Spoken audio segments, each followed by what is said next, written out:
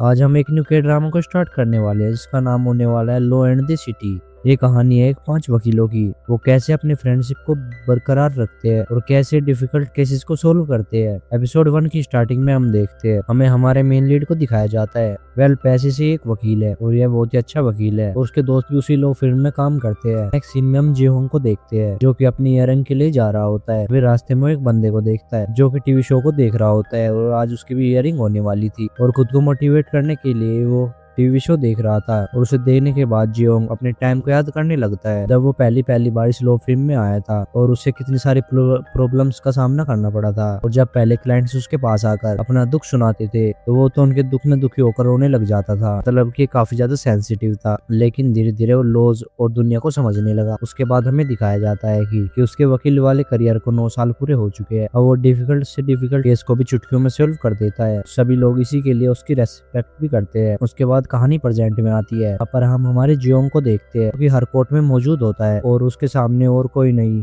वही वकील था जो कि टीवी शो देखकर बहुत ज्यादा एक्साइटेड हो चुका था। और अब जाहिर सी बात है कि वो टीवी शो देखकर आया है और उनकी वजह से वो मोटिवेट हुआ है। तो यहाँ पर भी वो हरकतें ऐसी कर रहा होता है जैसे कि बीच बीच में खड़ा हो जाना। सारे ही लोग उसे शौक होकर देख रहे होते हैं। उसके बाद जो उसको कहता है कि तुम वहीं पर बैठकर बात भी कर सकते हो। तो वहाँ पर माइक्रोफोन भी लगा है और तभी वो खड़ा होता है और कहता है कि मेरे क्लाइंट ने यहाँ पर मर्डर नहीं किया है। वो एक विटनेस को बुलाना चाहता है। के बाद जज उससे कहते हैं कि तुम ऐसा नहीं कर सकते, तुम्हें पहले रिटर्न में एप्लीकेशन सबमिट करनी होगी। जिस पर कि वो कहता है कि अभी विटनेस यहीं पर ही मौजूद है, जिस पर जज कहते हैं और उसकी बात नहीं मानते और उसको सुनवाई के लिए अगली तारीख दे देते हैं। वो परेशान होकर बाहर बैठा हुआ था। फिर जियोंग उसको पास आता है, उसे कहता है कि तुम्हें ऐसी टीवी शोज नहीं देखने चाहिए। अगर तुम खुद को मोटिवेट करना चाहते हो तो तुम्हें रियल हियरिंग सुननी चाहिए। तो फिर ऐसे शोज देखो जो कि तुम्हारे काम आए। इसके लिए वो जियोंग का शुक्रिया अदा करता है। उसके बाद जियोंग वहाँ से चला जाता है। अब हम मू जियोंग को देखते हैं। वे जल्दबाजी में ऑफिस में आती है और वहाँ से चोरी चोरी चुपके डॉक्यूमेंट लेकर वहाँ से बाहर निकल जाती है। यहाँ पर जियोंग उसे देख लेता है लेकिन वो उससे बात नहीं करती। जल्दी जल्दी में उसे हाई कहकर वहाँ से भाग जाती है। अब जियोंग अपने ऑफिस में बैठा हुआ था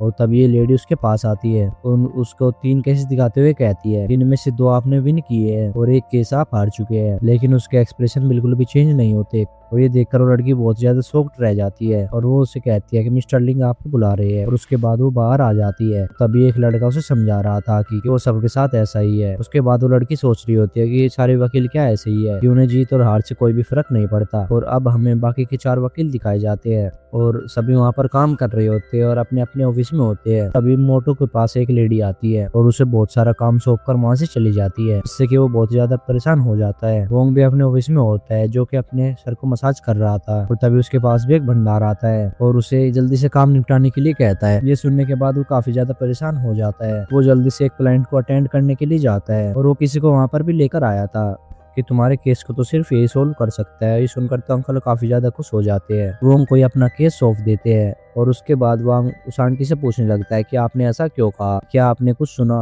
वो कहती है कि मुझे तुमसे अच्छी एनर्जी फील हो रही है। सीन में हमारे चियोंग को देखते हैं जो कि अपने क्लाइंट के पास होता है। दरअसल ये आदमी क्लाइंट होता है और उसने एक अपील डाली थी लेकिन केस उसके अपील को सुनने के लिए तैयार ही नहीं था और अब वो चाहता है कि उसका केस जो भी लड़े। उसके बाद हमें दिखाया जाता है, हमें पूरी स्टोरी दिखाई जाती है कि ब्लाइंड इंसान कौन है। एक टैक्स अकाउंटेंट है। तो उसके बाद उसका एक क्लाइंट जो कि रेगुलर था वो इसके पास आता है और अचानक से इन दोनों के बीच मारपीट स्टार्ट हो जाती है। जिसके बाद उस क्लाइंट ने इसके ऊपर केस ठोक दिया है, इसने उसके ऊपर हमला किया है। और अब इस बंदे का कहना है कि उसने उस क्लाइंट को नहीं मारा लेकिन इसने तो इसे सिर्फ फीस पे करने के लिए कहा था। उसके बजाय उस बंदे ने उसके ऊपर एक केस ठोक दिया जबकि इसने उसे हाथ भी नहीं लगाया था। अब जो उसकी फाइल देखने के बाद कहता है कि अगर ऐसा था तो तुमने ऐसा प्रिटेंड क्यों किया कि तुमने उसे मारा है। वो यहाँ पर कहने लगता है कि मैंने जल्दबाजी में ऐसा कर लिया लेकिन जब मैंने बाद में इसके बारे में सोचा तो मुझे इसके बारे में पता चला कि ये गलत है, इसलिए अब मैं सबके सामने सच लाना चाहता हूँ। इसके बाद जोंग कहता है कि ठीक है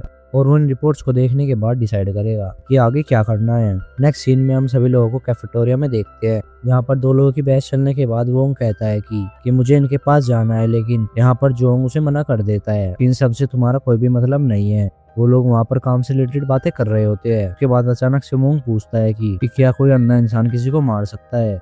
ये सुनने के बाद जोंग कहता है कि बस मार नहीं सकता, वो किसी का मर्डर भी कर सकता है। ये सुनने के बाद वो काफी ज्यादा शॉक हो जाता है। वो कहता है क्या सच में ऐसा भी कुछ हो सकता है। उसके बाद ये लोग वहाँ से बाहर निकल जाते हैं और वहाँ पर सभी लोग जियो के डेट के बारे में बातें कर रहे थे और उनकी बातों से हमें पता चलता है कि जियोंग ऐसे ही बहुत बार ब्लाइंड डेट पर जा चुका है। नेक्स्ट सीन में हम जियोंग को ऑफिस में देखते हैं जो कि उसी रिपोर्ट को चेक कर रहा था। वहाँ पर कि उसे एक ऑडियो फाइल मिलती है। इसके अंदर ये बताया गया था कि कैसे वो ब्लाइंड इंसान उस आदमी को मार रहा है। पर हमारा जियोंग एज्यूम करने लगता है कैसे उस बंदे ने उसे हिट किया होगा और वहाँ पर क्या हुआ होगा और काफी ज्यादा तोड़फोड़ भी की गई थी और उन दोनों के बीच हाथापाई भी हुई थी। दरअसल क्लाइंट का कहना था कि उसने उससे जबरदस्ती पैसे मांगे, उसके बाद उसने उसे हिट भी किया था। जियोंग उस ऑडियो फाइल को सुनता है। इसके बाद उसे उस क्लाइंट बंदे की बातें याद आने लगती है जो कि कह रहा था कि वो सच को सामने लाना चाहता है। जियोंग कहता है कि मुझे खुद ही वहाँ पर जाना होगा और उसके बाद हमें उसी ब्लाइंड इंसान के घर पर देखते हैं। वो ब्लाइंड पर्सन उसके लिए दरवाजा खोलता है। उसके बाद वो जियोंग को अंदर आने के लिए कहता है और वहाँ पर जियोंग बड़े ध्यान से आसपास देख रहा होता है और कहता है कि अब थोड़ा घर चेंज हो चुका है। इस इंसिडेंट के जो फोटोग्राफ थे उससे इस घर की हालत काफी ज्यादा अलग लग रही थी। सुनने के बाद वो बंदा कहता है कि मेरे फ्रेंड ने इसे चेंज करने के लिए कहा था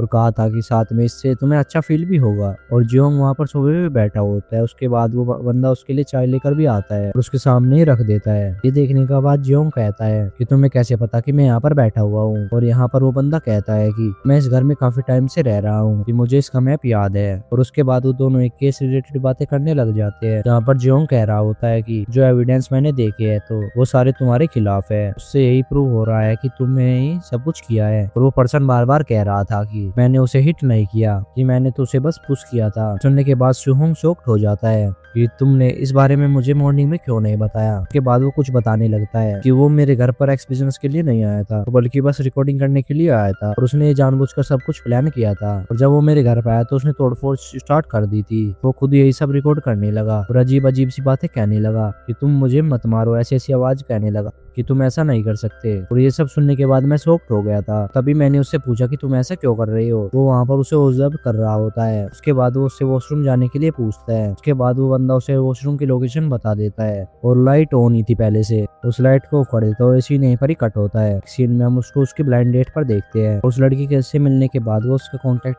डिलीट कर देता है और अपनी टीम के पास वापस आ जाता है जहाँ पर कि उसकी टीम उसका डिनर के लिए इंतजार कर रही होती है। तो उससे पूछते हैं कि तुम्हारी ब्लाइंड डेट कैसी रही और वो फिर से वर्क रिलेटेड बातें करने लग जाते हैं। और वहाँ पर जियोंग से पूछने लगते हैं कि तुम आगे क्या करना चाहते हो और जो तुम्हें करना चाहते हो तुम्हें वही करना चाहिए। अब हमें जियोंग को दिखाया जाता है जो कि एक प्रीवियस सीन को याद करता है जिसमें कि उसने मिलिट्री यूनिफॉर्म पहने हुआ था। उस वक्त वहाँ पर वॉर चल रही होती है, चारों तरफ अफरा तफरी मची हुई होती है, ये लोग फायर कर रहे होते हैं। उसके बाद जियोंग एक जगह पर जाकर बैठ जाता है और तभी उसके पास ये पर्सन आ जाता है कि तुम्हें खुद की फिल्म शुरू करनी होगी। उसके बाद ही वो एक लॉयर बन गया था। वैसे ये सपना था या हकीकत, फिलहाल के लिए हमें दिखाया नहीं जाता है। नेक्स्ट सीन में हम इन लोगों को ऑफिस में देखते हैं पर ये तीसरे पर्सन के बारे में बातें कर रहे थे और जिनका फिल्म आ जाता है वो वहाँ पर उतर जाते हैं। और अब हमारी फीमेल लीड की एंट्री होती है जिसका नाम कांग होता है। इसको हमने ट्रू ब्यूटी में देख रखा होता है और उसका साफ मतलब था कि अभी ये कहानी बहुत ज्यादा इंटरेस्टिंग होने वाली है। यहाँ पर कि वो अपने इंटरव्यू के लिए जा रही होती है। फिर हम एक खुसट बुढ़िया को देखते हैं जो कि उसे दूर से ही घूरे जा रही थी। वैसे वो ऐसा क्यों करती है हमें नहीं पता। और वो वहीं पर इंटरव्यू देने के लिए जा रही थी जहां पर ये हमारे 5 वकील काम किया करते थे। उसका रिज्यूमे देखने के बाद वो उसकी तारीफ करती है और उसके बाद उसको सिलेक्ट कर लिया जाता है। वहां पर वो उनसे एक सवाल करती है, आपने एक लॉयर बनना क्यों चूज किया और आप एक लॉयर क्यों बनी। ये सुनने के बाद वो लेडी कहती है कि आपने बहुत ही अच्छा क्वेश्चन पूछा है। और उसके बाद उसे बताने लगते हैं कि मैंने वकील इसलिए बनी क्योंकि मैं अपनी प्रॉब्लम्स को खुद ही सोल्व करना चाहती हूँ। उसके बाद वो कांगवी से पूछने लगती है, भला तुम एक लॉयर क्यों बनी। और हमें नहीं बताया गया कि इसने क्या जवाब दिया। और हीरोइन तो आज से काम स्टार्ट कर देती है और जैसे ही वो अपने कैबिन में जाती है पर उसको एक नोट मिलता है जिसके के ऊपर हमारे 5 वकीलों की इन्फॉर्मेशन लिखी हुई थी। कांगवी उन लोगों के नामों को लीड कर लेती है और लॉयर फिर उसके पास दोबारा से आती है कि चलो अब मैं तुमसे दूसरे वकीलों को इंट्रोड्यूस करवाती हूँ। वो जैसे ही बाहर जाती है और यहीं पर ये एपिसोड खत्म होता है। अगर आपको वीडियो अच्छी लगी हो तो वीडियो को एक लाइक जरूर से कर देना और चैनल को सब्सक्राइब भी कर लेना। तो मिलता है अगले एपिसोड के साथ। और हाँ, कमेंट में जो बताना कि आपको एपिसोड कैसा लगा।